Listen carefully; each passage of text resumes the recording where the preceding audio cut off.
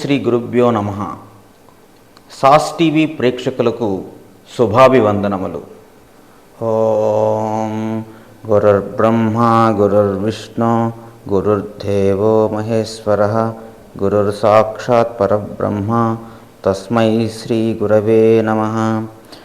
ఆపదామపహర్తారం దాతారం సర్వసంపదాం లోకాభిరామం శ్రీరామం భూయో భూయో నమామ్యహం.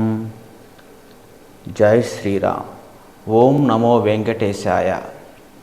కర్కాటక రాశి. ఈ మాసంలో కుజుడు, రాహువు, కేతు శుభులు. ఫిబ్రవరి 20 నుండి బుధుడు శుభుడు. వివాహాది శుభకార్యక్రమములు తలవని తలంపుగా స్థిరపడగలవు. ఏ పని మొదలుపెట్టినా కృతకృత్యులగుదురు. మంచి పేరు ప్రతిష్టలు వచ్చును. ప్రయాణముల యందు లాభము, వృత్తి వ్యాపారముల యందు మంచి చెడులు సమానంగా ఉండును. కోర్టు వ్యవహారములు వాయిదాలు కోరుట మంచిది. మీ ఆరోగ్యం సామాన్యం.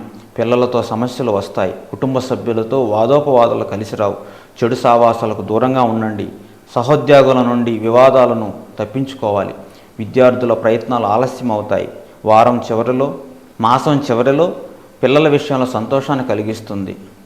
పునర్వసు నక్షత్రం వారికి మాసాధిపతి బుధుడు కనుక విష్ణుభక్తి, విష్ణు చింతనము, ధనలాభము, విద్వాంసులతో సహవాసము, బంధుమిత్రులతో కలయిక, విందు వినోదాలలో కాలము గడుపుతారు.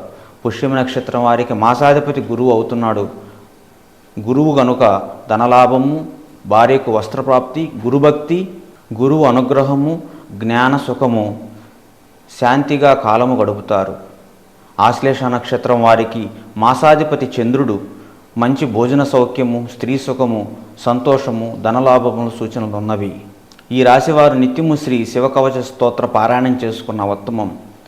అలాగే సోమ శనివారములు శివునికి అభిషేకం చేయడం ద్వారా అన్నింటా జయం కలుగుతుంది.